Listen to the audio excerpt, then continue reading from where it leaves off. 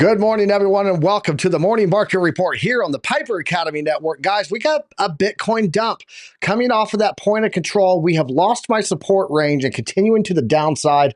I am currently watching right now for a level of about $88,000, $89,000, but $68,000 Bitcoin. Could it be a thing that we could see?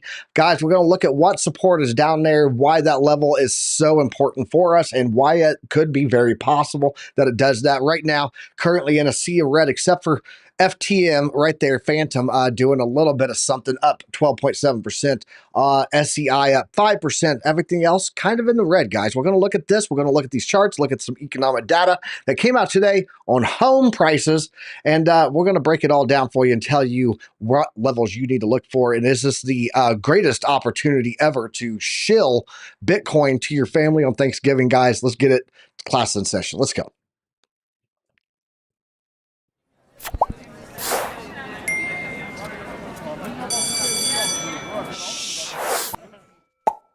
Good morning, everyone, and welcome to the Morning Market Report, guys. OC is out today. He was not able to join us because he is tied up completely over at Chart Prime for the Black Friday sale.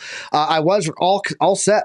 I was all set to do the solo today, just me and you guys sitting here on the screen. But no, I called in for air support, and the pilot has delivered. Guys, TradeFly is in the house. What's up, bro? Let's go. What called is in for going air support. on, fam? I need air It's good to support be on my here, man. location. Oh, you know, man. TradeFly in hot 310. Love it, dude. Love is. it. So how right. you doing, man? How's your week going? You guys had an amazing show last night, dude. Yeah, we did, man. The numbers were pretty good last night, averaging about 120 to 130. So that was super cool. We did have a good guest on, though. I mean, he's very I went back and knowledgeable. watched it. I wasn't able to catch it live, but yeah, Druth was a phenomenal guest to have on for you guys, man. Yeah, truth is the truth, bro. He definitely was dropping some really insightful knowledge, which was really cool. You know, and it was kind of a different thing for us. I think it was more of podcast style where we could just kind of all talk it out, which was pretty neat. It was pretty neat. But you guys know what I got to do, right? I'm here, so I got to show some love to everybody that's in the chat. It's kind of my thing. So we're going to start it off here. Say what's up to username. How you doing, my dude? Alexandra G's in the house. The best mod in the biz. She gets a lot of love from everyone. We truly appreciate you. BC Port Corp, good job today, this morning, dude. I was lurking.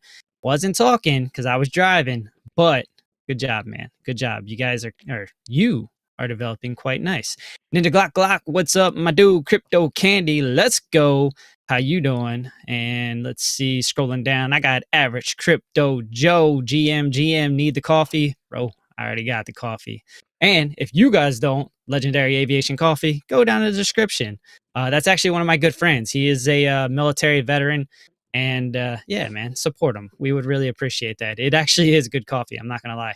Harp, how you doing? Lunar Beaches Crypto, my dude, coming up with that mad. Hope all is well, my man. Good to see you here. Crypto Trades, we are live. You're darn right we are. Let's go. Falco in the house. And of course, Museum of Corruption.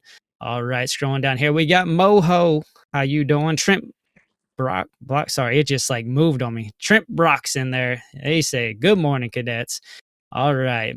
Who else do we got? Anyone else? Jay Violet in the house. Alexandra in two places at once. You know it. She's a beast. She is a beast.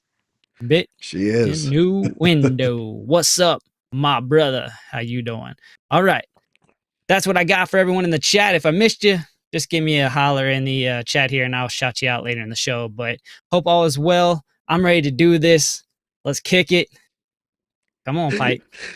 User Dave said Piper's plant is better. Coach Fly must not be feeding his, nor does he have a light compared to Piper's. But his is sitting next to a nice window. Look, guys, we can't be in competition today. We are a team. We're a united front. First Sergeant and the commander. I'm just saying, you're not going to get us to go after each other in front of the troops. It's not happening. All right, TradeFly. We are a united front. let's get into the let's go ahead and get into the data because I want to get this chart up as soon as possible. So let's get into that news and then we'll be right back. We'll take a look at Bitcoin. Get that stuff ready, guys. Let's get it. Let's go. All right, guys. Looking here at the Fear and Greed Index. Let me adjust here. I got a little issue here with that. There we go. I had a little white edge there. Guys, Fear and Greed Index coming in at 79 right now. We are sitting in extreme greed as we speak. Jumping over, taking a look at where we are in the market cap right now. Market cap is down to 3.3 trillion. It's down 4.77% in the past 24 hours. The volume coming in up 44.3%, guys. That's a lot of sell pressure, in my opinion. That's what we're seeing there. Selling off to that floor that we talked about on the thumbnail. So looking here at the crypto bubbles, guys, like we were talking about, you can see a lot of red there on the hourly, or on the daily. I mean, on the hourly, we are starting to get a little bit of movement coming in green, but not a whole lot. Bitcoin currently sitting at 92,693. Just the fact that we're talking about a Bitcoin pullback to $92,000 is amazing, and I'll take it. But let's take a look at what's going on here on the daily with the price, guys. Down 4.7% on the daily, up in the past hour, coming back 0.3%. Ethereum down 4.6% in the last 24 hours, coming in at $3,337. Solana down 6.8, selling off hard, down $230, down to $230, I should say there. BNB down 5.6%, XRP down 5.3, Dogecoin down 8.9, down to 38 cents. Hey, USDC stable though at $1. That's a good thing. We'll take it. Cardano down 9.5, well, down 9%, making a little rally here on the hourly. Also, sitting at 92.3 cents. Let's look at Avalanche here, down 5.7. Tron, any big movers? Stellar Lumens, guys, 11.9% sell-off. And when you look at this compared to XRP's 4.8, it was moving to the upside with it. Does not seem to be moving to the downside at the same pace. It is much faster, down to 44.5 cents there. Polkadot down 9.1%. Chainlink holding $17.24. It is down 6.8%. What else? Any other big movers in here? In the top 20, rounded it out, it's near protocol at 8.7% to the downside. Pepe at number 19, and it looks like everything else just kind of in that ballpark of 8 to 10% on the altcoins. Some a little bit more, some a little less. Caspa, got to talk about it, down to number 33 on the position, losing another market cap position at 14.5 cents.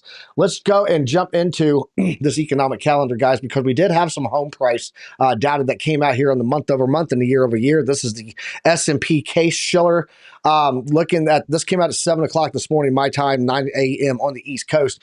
It was at negative 3% for month over month. Prices came down 0.3%. In the previous month, the forecast was that it would be down another 0.1%. It actually came in again down another 0.3%. So home prices since last month, well, September, home prices were down. Okay. But looking at the home prices year over year, was at 5.2% to the upside, right? That was the last time that it had a reading for the year over year. Consensus and forecast was that it was going to be up about 4.8, 4.5, came in at 4.6. So home prices are more expensive this year than they were last year, which if you're a homeowner, that's a good thing. That means your investment went up. Did not break the consensus there, came in a little bit higher than the forecast, right in the middle. We'll take it. That's what we have today. That other data that's going to be coming out is about 8 a.m. my time, 10 a.m. on the East Coast. And then today, guys, we have FOMC minutes. There's going to be some data that's in there. This is the verbatim words that were spoken at the FOMC that is going to be broken down. It's like the notes, right? The minutes is what it's called. And it's going to have all this data of what was said at the last FOMC meeting. A lot of really smart people are going to go in there and try to derive the intent of what they were saying, looking for these little hidden messages about how their sentiment is and how they're looking at the economy as a whole. And so we'll see that data come out today. Could get some play off that. That's going to be at 2 p.m. on the Eastern Coast. And then tomorrow, guys, is going to be the big one. It is the core PCEs, the number one metric that they look at the Fed for rate cuts and rate hikes. So that's going to be coming out tomorrow. Right now, consensus and forecast is that it will be neutral. Hopefully that is the case. We also get GDP growth rate tomorrow. Looks like there could be a little slowdown there on the GDP according to this for the third quarter. So all that data I'm going to be looking at closely tomorrow. Looking here at the stock market, guys, let's give this a refresh, make sure we're still on par. Yep. Dow Jones right now currently down about 0.4%. S&P is at up about 0.25%. Nasdaq's up almost 0.5%, and the Russell 2K rebounding up a 1.47% there. Small caps continuing to crush it. That is all riding on the wave of deregulation from the Trump pump, and we're seeing a continuation of that sentiment there. The VIX, told you guys that this thing's green. It's not good for the marketplace. It is still in the red. It is pulling back almost 2% today on that. So a December rate hike. Let's talk about this real fast because we just talked about those FOMC minutes, and we can glean a lot of information out of that today of what is going on with rate cuts coming up in December. December 18th is the next FOMC rate decision. A December rate cut suddenly looks shaky as the market weighs Trump implications. What they're talking about is all the tariff stuff, with uncertainty lingering over how President-elect Donald Trump's policy intentions could affect vital parts of the economy. December no longer looks like a done deal for an interest rate cut. We're not going to go into this whole article, but if we jump over here and just take a look, let's give this a refresh. This is the CME Group's estimation of rate hike, rate cuts, rate pauses, whatever, for December 18th. You can see that right there in the top left corner. Guys, right now it is a 56.2% chance that they do a 25 basis point rate cut.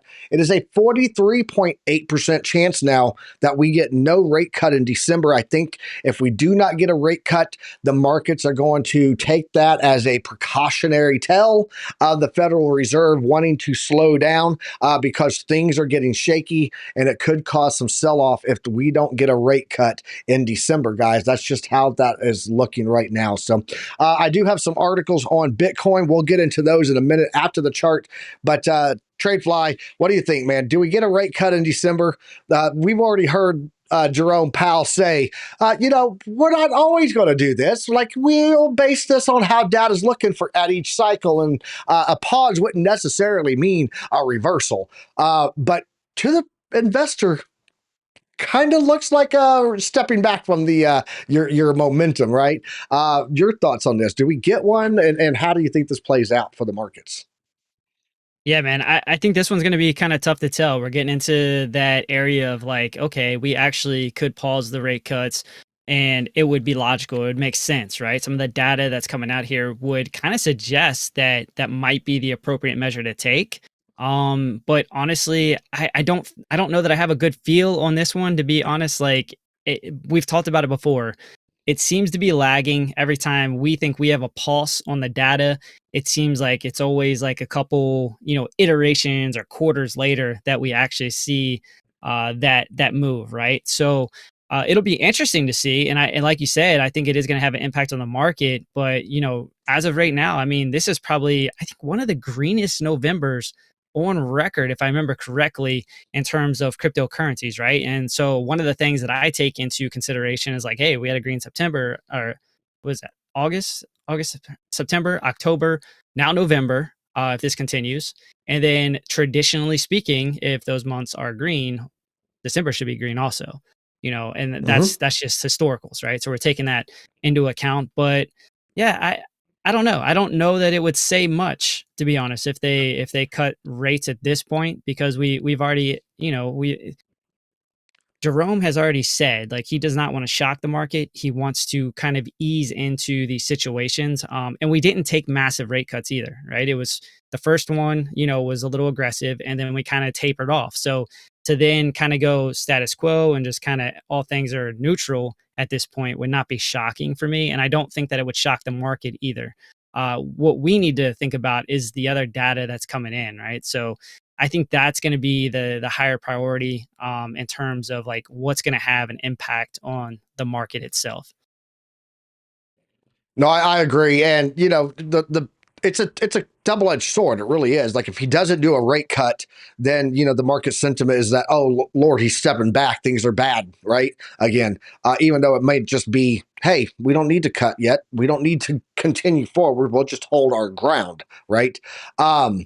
But if he does do a rate cut, then you look at the possibility of inflation coming back, which I will tell you, it's much easier to decide to cut rates again later than it is to reverse inflation. So I'm just saying, if I was faced with the choice of inflation coming back or just pausing on a rate cut, as the Federal Reserve, I would choose a rate pause on that rate cut. So just how it is. But Yeah, let's we talk are in a about. bad situation in terms of cutting rates and seeing indications of inflation coming back. That's the perfect scenario for disaster when it really comes Yeah. down to it. So I would say that not cutting rates would almost make sense, but we'll see. I don't know. It's tough to tell. I'm not a master economist like my man Piper here, so Well, I would just be speculating. if they keep, I speculate a lot too. Don't worry about it. If they keep inflation in line, right? If they can control that, because inflation is sticky. It's hard to get rid of, guys. If they can keep that in line, even if we got job numbers start to drop, right? With inflation being controllable, you can, through deregulation, which Trump policy, you can stimulate these employers to want to hire again, right?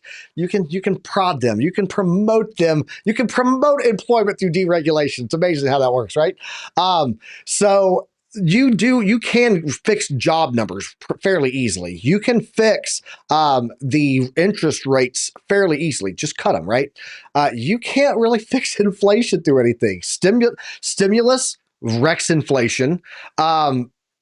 Promoting, I mean, I guess you can fix inflation through promoting deregulation of manufacturers and producers to produce more goods, which would, increase the supply versus demand, which is inflation. But I mean, it's the more difficult one to fix. So if I had to fix one thing out of all of that, it would be to fix just pausing the rate cuts. Second in line, I would choose to cut the nap time as next. um, uh, I would choose the second one. I would choose to control the employment numbers. The last thing I would want to have to fix would be inflation, bro. So let's talk about the price correction, TradeFly. I see you smiling at the chat and all your people over there. Your people, they're your people. I'm just here. I'm just a guy that comes on and talks economy. What's up? Nothing. No, I was just saying Oh, hi to the okay. people. Oh, hi, peoples. Guys, if you're out there, go ahead and smash that like button and share it with a friend because sharing is caring. There you go. Guys, so let's talk about the sell-off here. We got a sell-off. I talked this week that the 90% of all of the sell pressure was being absorbed by none other than institutions, right? They are buying the hell out of this. Who do you think caused the sell-off?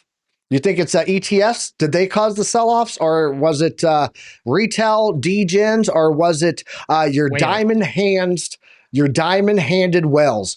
Guys, guess what? It was your diamond-handed whales. They are the ones that caused the sell-off. Bitcoin, $92,000 price correction triggered by long-term hodlers, not ETFs. On-chain data reveals that ETF flows haven't been the primary causes of sell pressure for Bitcoin. Let's get into this and see what it's saying. Bitcoin's recent price drop is being attributed to long-term holders rather than institutional investors, despite initial speculation to the contrary. Look down here. However, it wasn't the institutions or the ETFs that caused that dump. It is the whales, man.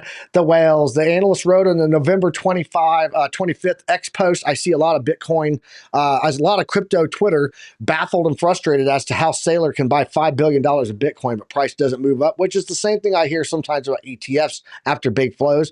Here's data showing what I've been saying. The call is coming from the inside the house. It's the long-term holders. Bitcoin hodlers caused that correction to $92,000 according to on-chain data. And they sold about 128,000 Bitcoin, but U.S. spot ETFs absorbed 90% of the sell pressure. So, guys, if it wasn't for our good friends over there at BlackRock, Where would the price be right now if they're absorbing 90% of that sell pressure? And yeah, shout out to Crypto Billy in the chat right now. It's over the counter. They do a lot of that buying, but Wells, they don't really do OTC. They're not institutions. They are individuals with a lot of Bitcoin, and they just sell and it dumps. And then of course it's getting bought up really quick. So yeah, good. Come on over good to my job, screen real TradeFly. quick. I'm gonna further support what you're talking about right now. And that is not it. Why is it not showing up right now? Interesting enough. Share this tab instead. Let's try that. All right, cool. That's a weird change. So this is kind of what I talked about on Crypto Blood Show. And one of the things that I was looking at was the on-chain data, which is exactly what Piper was just talking about. And you have ASOPR, right? And what it's saying right now is more investors are selling at a profit, and it's in the middle of a bull market, indicating a market top. We were getting those indications when we were getting up over 99,000, right? So there was two things that I was thinking about there. One, is there going to be selling pressure based on it getting near a top? But that top to me was a psychological number. I've talked about this over and over again. 100,000 is what people have been screaming for like a couple years, right? They're like, it's going to 100K. So what's retail going to do? What's whales going to do? Well, they're going to get out at about 100K, thinking that that's the top. That's the number everyone's looking at. And what would smart money do? Well, they would get out before the top, right? So somewhere around 99.5, 99.6, we went up to 99.8. That's where I was looking for a top. And this data kind of supports that too. So the other thing is, and this really kind of co-signs on what Piper was saying, high long-term holders movement. All right. So the people that have been holding for a long time were actually moving around crypto. Now, it's hard to say whether this is like a good movement or bad movement, but you'll see a lot of times if you look at, some of those Twitter accounts, they'll show you, hey, like X number of Bitcoin just got moved to an exchange, right? Well, a lot of that movement has been happening, okay? And then you couple that with there is individuals that are selling, right? They're taking their profits. I'm not surprised to see a pullback at all. And I was like, I don't think it's going to be major, right? Because we now have institutional investment. And again, that's what Piper was just talking about. Those guys are going to suck that Bitcoin up. And you saw that Michael Saylor bought at like 97.8 or something bananas. So he has such conviction that he's still buying the top, essentially, right? The local top. So institutional investment's still there. And I think that is going to kind of help us out with some of this volatility. All right. We're not going to see those 10K days anymore unless something crazy happens in the world or some kind of crazy news happens with the exchanges, Coinbase goes down, something banana land, right, is the only thing that's really going to trigger those mass sell-offs.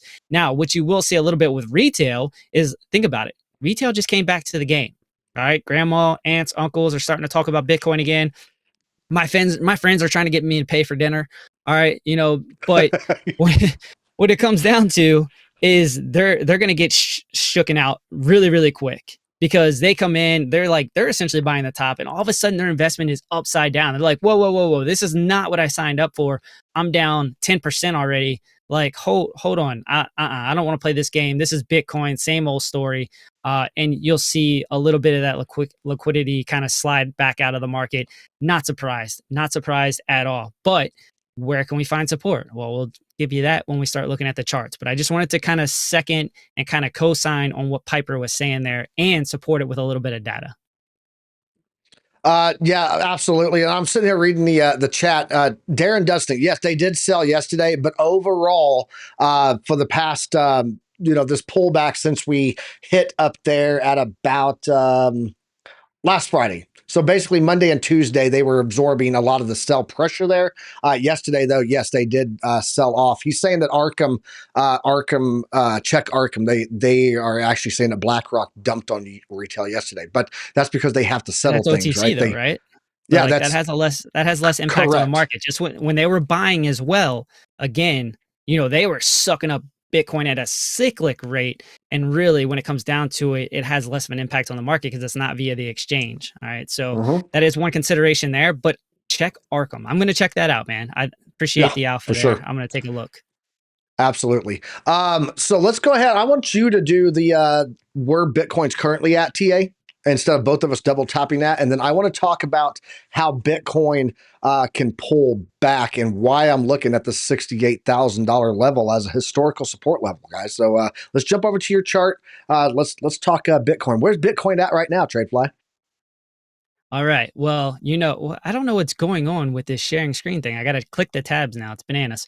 All right. So let's start with the liquidation heat map. You guys know that I love looking at that. Where's liquidity? Because in my mind, liquidity does drive some price action right now. You can see a hotspot building and understand that that is after the rejection. So I want you to understand what this chart means when you're looking at these spots. I started to see a lot of, we'll say, content creators using this liquidity heat map, but they're just looking at the liquidity. But you can see that this liquidity has really come in after the move, right? So they got confirmation that there was a rejection, liquidity comes in, and what they're doing as price action is moving down, they're strategically putting in the amount of leverage that puts them above that rejection, okay? So they're putting that in, and then they're putting stop losses there too. So that's why you're seeing this map kind of heat up in this one area. So where's that price right now? It's at about 99,300, 350. That's where a lot of liquidity is sitting. That's on the near term. That's we'll say shorter time frames instead of like zooming out and look at it, but we will do that here as well. One of the things that I talked to you guys about is this right here though. All right, look at this hotspot. All right, we have obviously cleared it out, but that was an area I was looking at. It was a key area I was looking at. And one of the things you have to pay attention to is which direction, what is the trend of the price action going into that, right? So when we start developing a trend that goes down and right, then I say, hey, this liquidity is in danger, and I think they're going to clear that out.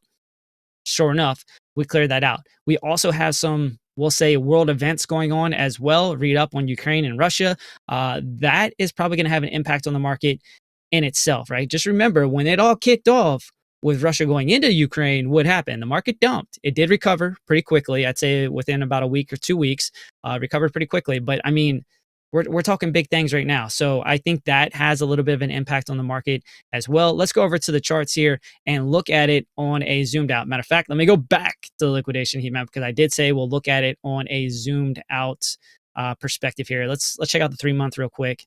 If I remember correctly, there is a lot of liquidity sitting in a key area that Piper was talking about. And there it is. All right. So I think this has a little bit to do with what Piper's talking about right now. I mean, anywhere from about 66 to down to about 64.5. You guys know that my last big play of the year was at about 50K. Why was my big play there?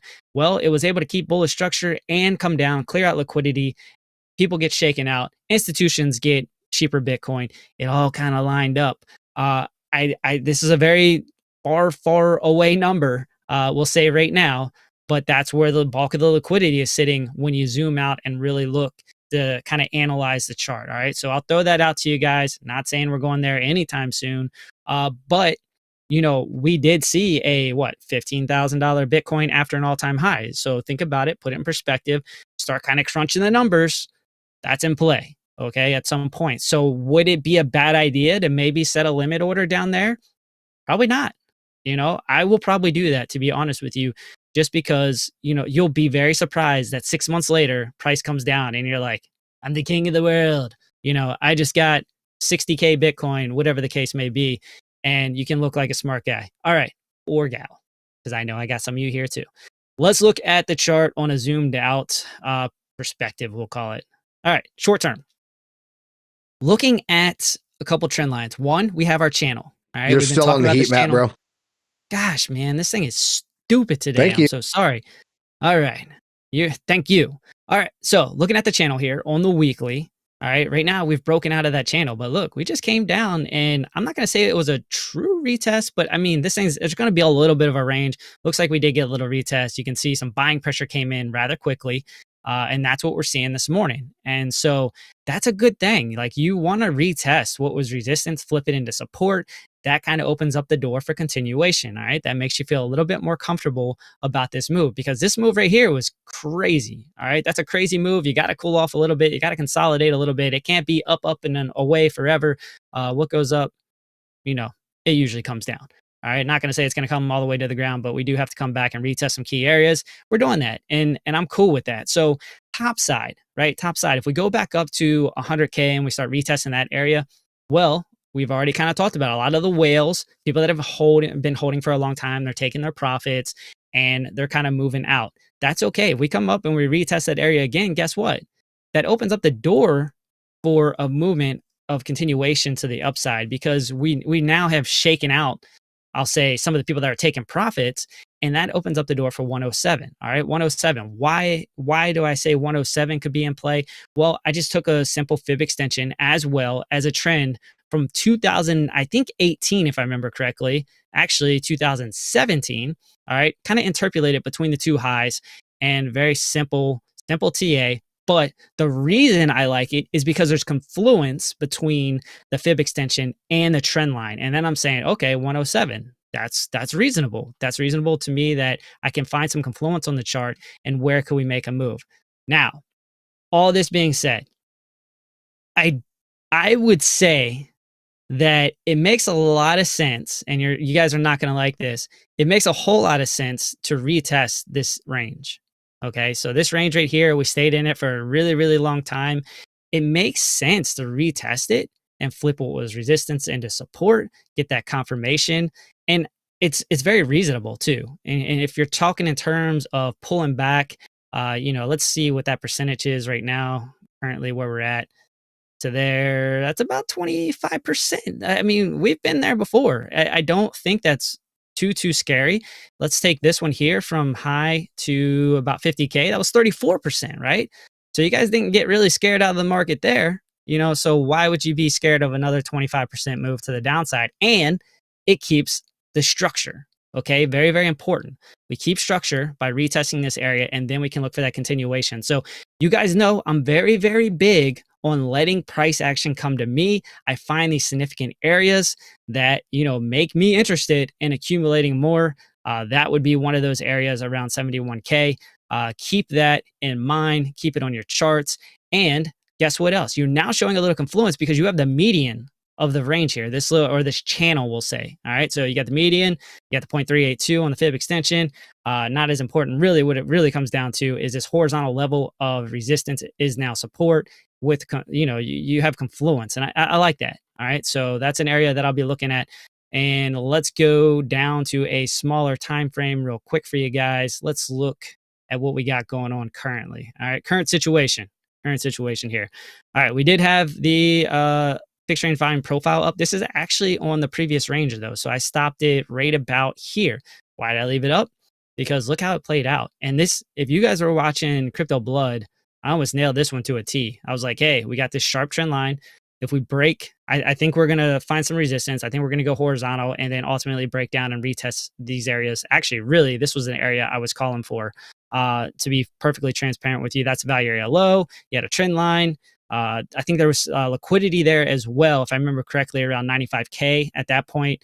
And so that's an area I was looking at. I actually played a bounce there. I was just looking for a really quick move. I made about 25% in, I think, 5-10 minutes. It was pretty nice. And that was just a quick scalp. Okay. So when I'm looking at some of these areas and I'm pointing them out to you, I'm like, hey, look at these, because you could see a quick bounce, a little bit of some price action there, and you can get into a move, a quick play. Only look for like a 1% move, especially if you're using high leverage. Don't be a total degen. And then you got to look at where you can get out. So, just to break it down for you guys a little bit more. So let's go to the 15-minute, because that was part of my exit.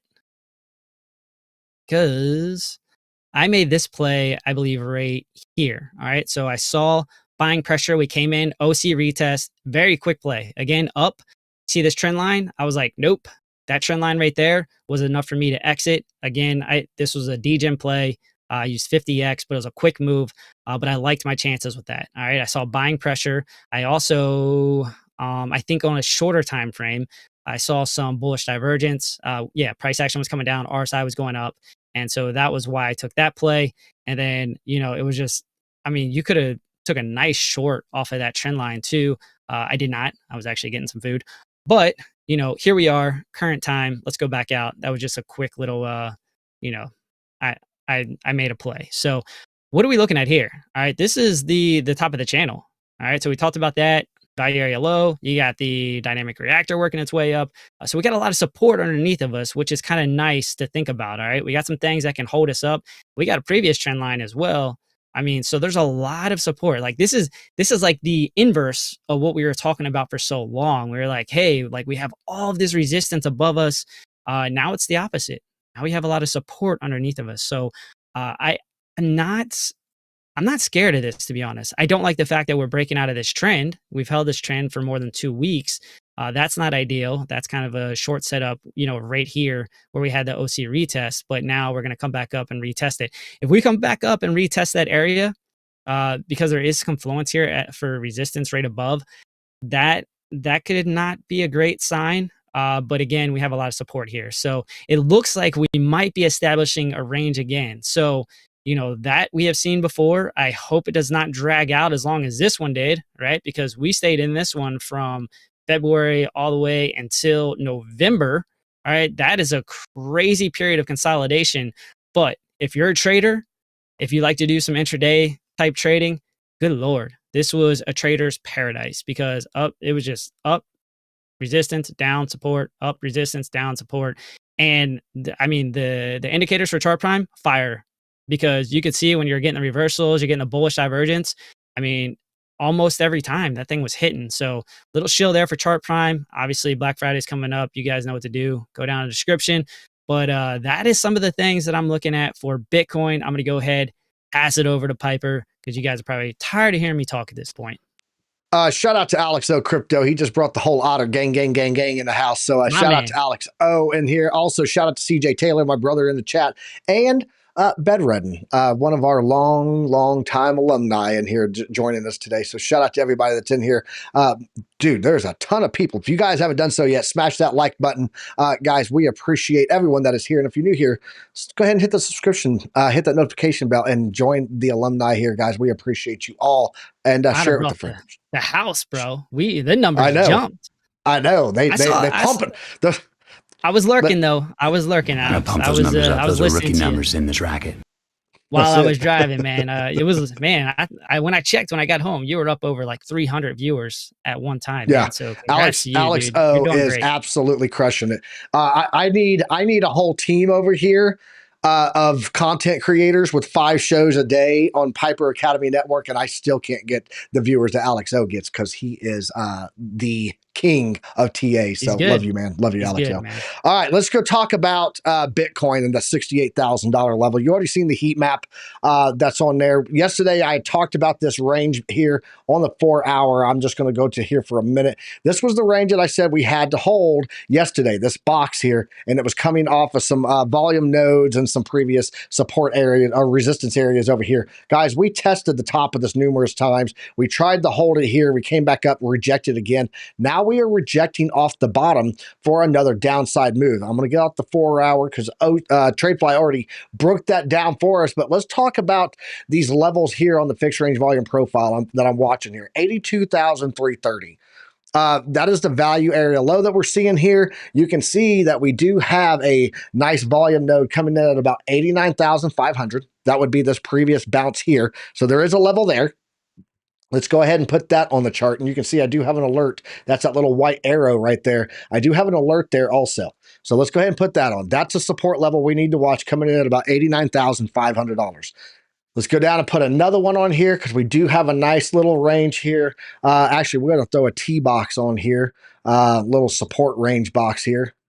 And we're just going to put that right there across. That's going to be the range coming in there. You can see we had a bottom test there on it. And we've also had some resistance play out on the 12-hour candles. That comes in between 86,000 or 88,000 down to about 87,000. Okay. Guys, we lose that. We get into one more support area, which is in the middle of a fair value gap. That's going to be coming in right here at about 85,000 to about 84,000. The fair value gap on this is going to be from this candle to this candle. And I'm going to put this in a different color here. But this is a fair value gap that we have sitting right there. It's the candle close afterwards, the candle close before it. It overlaps in that area. That candle, that fair value gap is all the way down to like 82.4.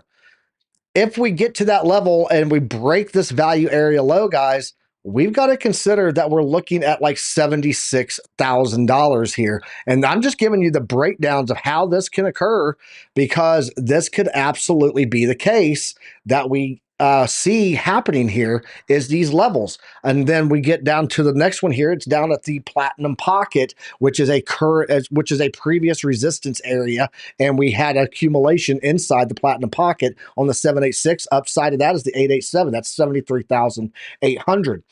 Why is it significant for us to get down to that level? Well, we come over here and we jump in and we look at the CME gap. Guys, we have a CME gap that still has not been filled, goes all the way down to $77,370.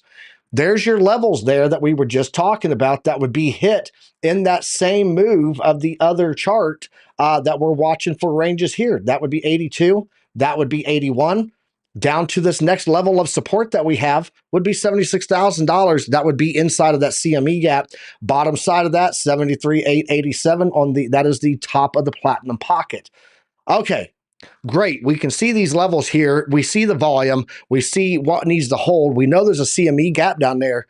But what do we have in the way of other indicators historically? And I'm sorry if I just blinded everybody with this white screen. They don't have a dark screen for this. But let's talk about the pi cycle top indicator. And I know that it gives you typically your tops, right? It says, hey, we topped. These crosses occurred on the 111 daily moving average and the price at the 350-day moving average times 2. That's how the pi cycle top is measured.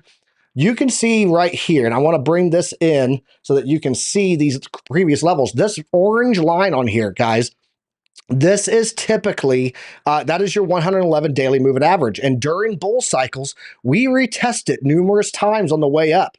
There's that cycle going back there to 2018. We look at the 2021. You can see we retested it here about midway through. This would be in September that we retested it for about 4 months, 3 months, I guess, to the upside.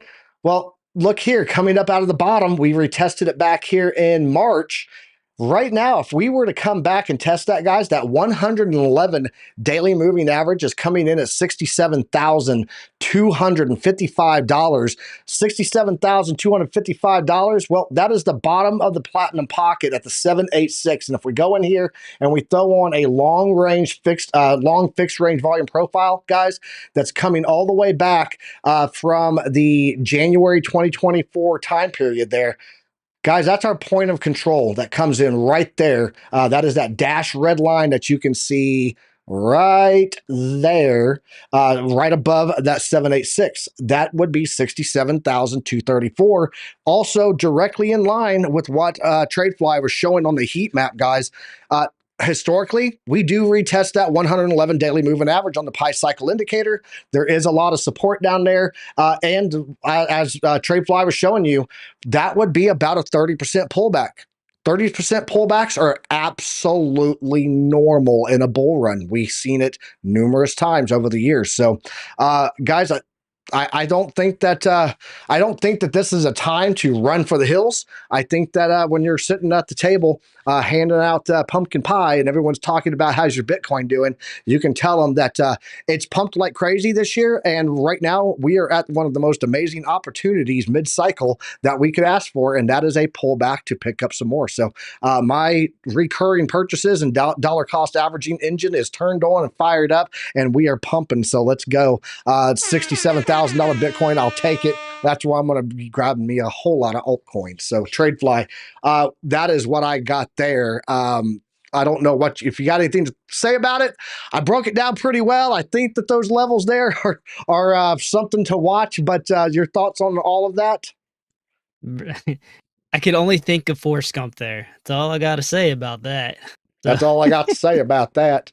Yeah, CME gap down there, 77K. We've been talking about that for a hot minute on here. And Cydia in the house. What's up, man? So talking about alts, TradeFly, we had a request for Solana. And we got a little bit of time. So can you can we call all aboard and get going on that Sol train?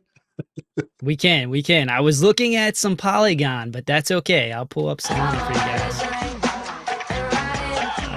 Let me pull this up here. And do I need to give more permission or what? I mean, I don't know. This thing has absolutely not been cooperating this morning, but that's okay. It says you don't even have a screen share going on. Of course. Why would I? All right, try it now. There you Try it go. now. All right. I don't Ride know the what's soul train. going on this morning. Let's go ahead, hop aboard the soul train, baby. Hey, check it out. Check it out. This is why I love horizontals. All right, let's go to the weekly. Make this easier here. Now you guys can see obviously where I was bullish. Airplane tells you everything you need to know, right? But look at this. This is why I love horizontals. All right, you got all-time high, simple horizontal level going all the way across 260, and sure enough, we start getting up near that all-time high again. It's like clockwork, baby. You see a sell-off because people are doing what? They're taking profits, of course. Like it's not surprising to see any kind of cool off coming off an all-time high. I am much, much more likely to short an all-time high than watch that thing ride into price discovery. I'll tell you this statistically, it is much more likely to see an initial rejection before you actually see that continuation. So if you were to look at that just off the all-time high, we're down what? About 11%. All right, that's a nice little trade if you use a little bit of leverage here. And let's go ahead and take this off because that is clouding up my my screen here a little bit. I got lines all over the place. We actually got to turn this one to green because 217 is now support. All right. So let's look at that. Matter of fact, why do I have that on there? Let's go ahead and take that off. All right, because there is an area that I like better than that one. I don't know, 213, actually 212 probably may not be bad. You got a little bit of a range here. All right, coming back, looking at this area of support, which is right around 200, and then it was resistance, which is right around 209. Definitely an area to keep your eye on. Okay, so a little bit of a range, but 200 to about 209. Let's actually put that back on the chart here. All right, so you got a little range here. All right, that's where I'd be looking for support. All right, you want to see. I mean, it's not surprising. One, you are getting overheated or overbought on the weekly, which is wild. All right, you don't see that too often. When you do, dipsy do, dipsy do. All right, so here we are again, dipsy do, and this is where I would probably look for a potential long entry. Now, that's saying that everything else is status quo. Bitcoin, crypto, we start consolidation, we stay in a range, yada, yada, yada. We don't have any significant events in the world. Obviously, that's all very, very important information for you guys to take into consideration. But I'd say about 200 to 209 is a nice little area to look for some price action in a positive direction. I'll give the indicator or the oscillator a little time to reset. You'll probably see that more so on the daily, which will be a little bit more apparent. Let's go over to the daily and take a look at that. But again, I think this range is a nice little spot. As you can see, I was interested in the retest here. If you guys don't know, love the OC retest. 200, psychological number, came back down, retest, look for that move up and right. Makes a lot of sense. So the daily is actually showing some bearish divergence. Okay, so price action go up, oscillator go down. That shows you it's losing strength, even though the price action is continuing up, which you'll probably see too as a little bit of volume leaving the asset as well. So, I think this all leads to just seeing this push down and right. I think it leads back to this area for maybe a double bottom, right? Double bottom, just kind of adding a little bit to it. I mean, the rest of the indicators really haven't caught up. The oh goodness gracious, the dynamic reactor has not really been able to catch up on the daily. Let's see what it's doing on the 4 hour. Just want to see where that's at on the 4 hour. Sometimes you just gotta look at other time frames here to. Whoo, there it is. All right, so found it. So I mean, man, this is tough because you have such a split between the daily and the 4 hour, where the 4 hour is saying, hey, it's time to reverse here. You got the dynamic reactor. I mean, we can see in this move, look how many times it's been support. There's only been one time in this move since October 24 that it has not acted as support. And it just got under it only very, very briefly, and then it popped, right? Once we broke the range, this thing was off to the races. So, that this could be a quick opportunity here. Price action moves up for Bitcoin. This could be a little bit, man, that's tough though, because I do not like this horizontal right here. You can see very clear support and resistance in this area where we're at right now. So it's tough. It's tough. But you are seeing oversold. You are seeing a reversal indicator. So there could be a play there. I think ultimately, though, this is where we need to be in the grand scheme of things, is somewhere around 200 to 209. This would probably be more of intraday scalping, idea, we'll say here. risky. I would say I don't feel totally comfortable with it, but this is more of the play for me. Now, let's do this. Let's do a fib retracement here. Let's take it from here to there. All right, you want to take it from low to high. Let's see what this is telling us. Of course, this thing is like shaded, all kinds of craziness. And that puts us the 382. So there you go. Adding a little confluence to the area, always a good thing. Let's go back out to the daily here. I think that makes a lot of sense. I really do. 200 to 209 is an area I would say keep your eye on. Obviously, 265, you're going to be watching that, of course, for some resistance. And, that makes a lot of sense too. So, but I would say if you see the price action go back up and you see the continuation of the oscillator still working its way down, be very, very careful. Very careful with entering into a position up there. I would say I would be more inclined to take a short at this area than a long position if you see the continuation of the oscillator down and right. But that's what I'm looking at. Very, very simple. If you want to know where the golden pocket's at, for that whole range, there is confluence there. You got the dynamic reactor, you got the golden pocket, you got the trend line, you got the value area high there for the previous range. Let me see. Nope. That's actually, that's the value area high. All right. So got lines on top of lines. So you do have a lot of confluence down at about 169. So I'm going to go ahead. I'm going to mark that on my chart because I like that. All right. I like confluence. Big fan of that. And of course, I moved the fib. Let me go ahead and lock that. Good thing Mark Dutch is not around right now. He'd be yelling at me. But let's go ahead and move this up because you want to beat the move. Right there with the value high. That's about 171. So I'm going to go ahead and set an alert. All right. I like that. I like that area with confluence. That's something that I may just sit a limit order down and, kind of wait for the price action. That is something I like to do personally. So there you go. There's a few key numbers for you to look at. 209, 200, 171. If we do get a pullback, 265 is the easy thing because that was the all-time high. So there's your numbers.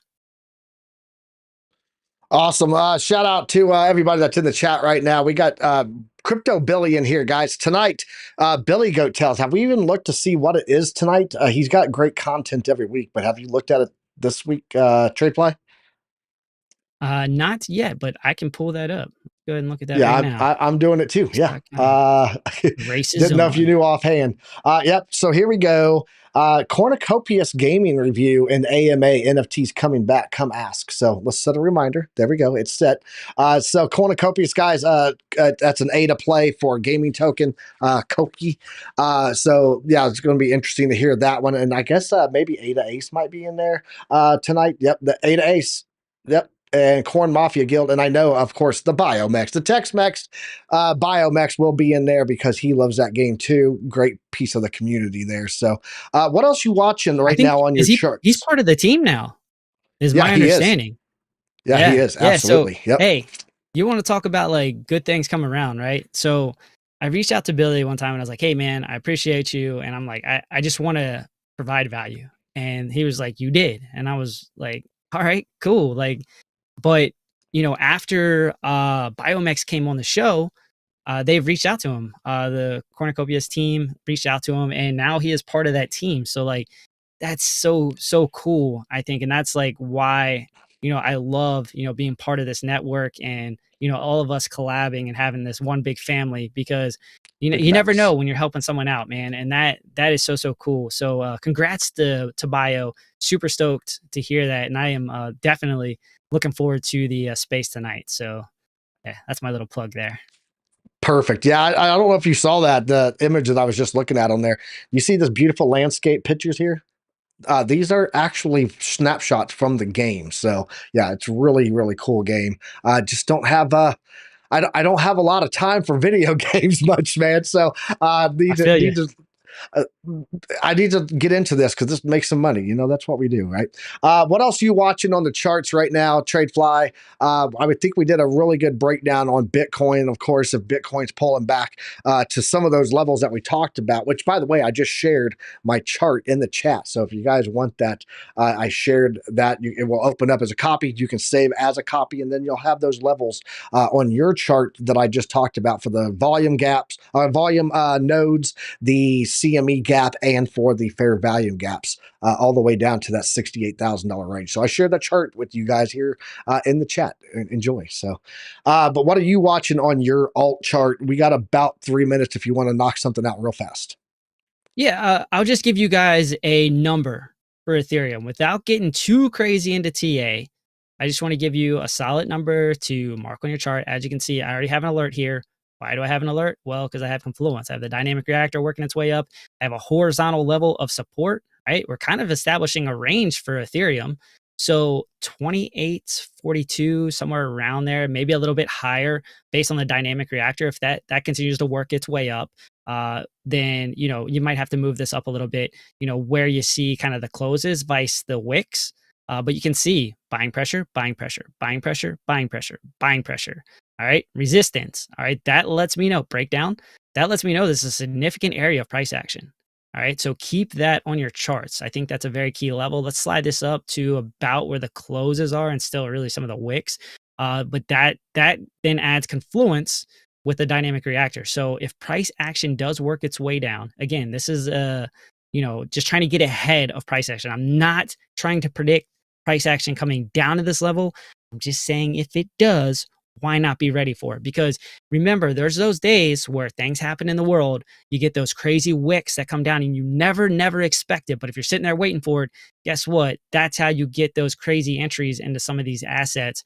And, you know, I think putting a limit order around that area, obviously not financial advice, but something that is interesting to myself. Right now, you are seeing a little bit of bearish divergence, price action going up, RSI, prime oscillator going down. That is on the daily, so keep that on your charts. And then, of course, the top side of the range, you got about 38.25. Wouldn't be too surprised to see a little bit of resistance there. You can even see this horizontal right here. Again, that's not super surprising either. You see both support and resistance right about where kind of the local top was at about 3,500. But yeah, I would say mark this on your charts. I won't say what you should do. I'll just say mark it on your charts. Because I think that's a pretty nice level, and we'll call it a little bit higher, about 28.72. As I'm looking at it, I'm trying to kind of gauge where is the oscillator going to be if we do have a pullback. If it does continue to work its way down, you'll see the oscillator start to level out a little bit, and then, you know, you add some confluence there, and that's not even taking any kind of fib retracement. But why not? We're talking about it. Let's go ahead and look at that real quick, just to see if we have any confluence there. And you do. You got the 0.5. All right. So you got the 0.5 there. Let's just slide it up a little bit. Some people like to do it this way as well. That doesn't line up quite as good. But this one lines up pretty nice, right? You can see 0.382. That looks good. 0.5. You want to see the price action kind of line up with the lines, right? Like that's part of doing a fib retracement, to know that those levels are being respected. You don't want to arbitrarily just throw that thing out there and hope for the best. This is part of the game when you're putting on some of these fibs. All right. So just understand that. But again, 28, 72, somewhere in that area, I think is a prime area to look for some price action. Awesome. Yeah, I just want to point out one thing that I'm watching closely on the charts for the Bitcoin pullback, guys.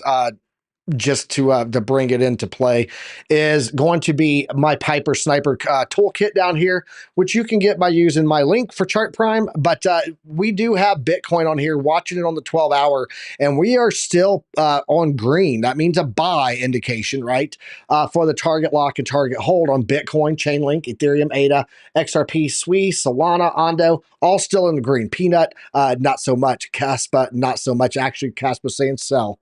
So yeah, watching this closely on my Piper Sniper kit. It is not dirty. It's not dirty. It's the Piper Sniper. But I'm watching this. Once this turns red, I will let you guys know. But if you guys are interested in getting this, the Piper Sniper. There you go. The Piper Sniper. If you guys are interested in getting this, along with a lot of other great tools, to include the Strategy Builder Plus, which is an amazing back tester that you can automate to trade for you. Guys, you can get all of this right now. Lifetime they only offer it this time of year. So lifetime on that. And of course, as I said yesterday, if you have TradingView, don't forget to reset your purchase on TradingView, because you're going to get that Black Friday sale on TradingView too. So this is when I renew mine. website every year so I can get the best deal possible. Guys, the best deals possible on the best indicators and the best trading platforms out there are available right now for Black Friday. So take advantage of that. TradeFly, I appreciate you joining us today, man. And I would have been all alone today if it wasn't for you. So shout out to you for joining me, man. All by myself, bro. Would have been all by myself. So I appreciate you guys. We're getting ready to head over and raid Randy Hipper's house. And I got to give Crypto Billy a call because he's got some things he needs to discuss with me. So might be some things in the works that he's got going over there, guys. So I'm going to go make that phone call. But we're going to head over to Randy Hipper's house. Make sure you guys go in there and drop those graduation caps at the frat mama's house. Tell her we want our attendees. She knows she's going to have them ready. So TradeFly, what do you got for the people on the way out, man? Hey, as always, great mixing up with you guys. We appreciate you tuning in to today's episode. If you enjoyed it, go ahead, give us a like and subscribe. That would be very, very much appreciated. We are trying to grow here, bring that alpha to you guys every day. I think we're doing a pretty good job of it. Unbiased opinion, I'll say. But hey, it's as always, I love mixing up with you guys. So be safe, trade safe, and I will see you guys later on the Crypto Nightcap. We have a guest again. We have the Blockchain Crusader. So super excited to bring you guys some of the top guests in the game. I'm saying last night was fire. Tonight's gonna be fire. And with that, I'm out. Cool. Thanks, TradeFly. Appreciate you, bro. We do have also this afternoon, guys, Trade Academy with TI. Joe, Trade Intuition is going to be on there Monday through Friday. New content right here at 4 p.m. Eastern Standard Time. That is Trade Academy. This evening, the Crypto Nightcap with TradeFly and FD White. And then Markets After Dark with Lunar Beaches Crypto. Tomorrow morning, started all over again. Pre-market with BC Port Corp on Good Morning Crypto. And then right back here at 9:30 tomorrow morning will be the morning market report, breaking down that PCE data, guys. Until next time, trade safe, and as always, use a stop loss. Let's go raid the frat house. Let's go. Later.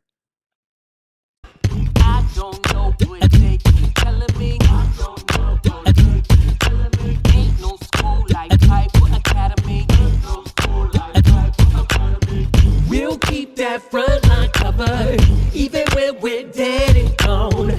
We'll find a way to keep going, cause we gon' keep on rolling out the wheels flow low. I know you hungry for knowledge, that's profit appetite. Classes in session, this for the Army Piper acolytes. TradeFly, get the soul train ready. What a line from OCI, from a Mexican spaghetti, yo. Crunch crypto with a deep dive to project dime. And if you like the visual powered by Chart Prime, then you were part of that alumni, that's all spine. But if you have step, fall back to offline. We'll keep that front line covered, even when we're dead and gone. We'll find a way to keep going, cause we gon' keep on rolling out the wheels flow low. To get with them, the ZTS rhythm. Rip it, Alexandra. Yeah, that's my alumni, you know what I mean.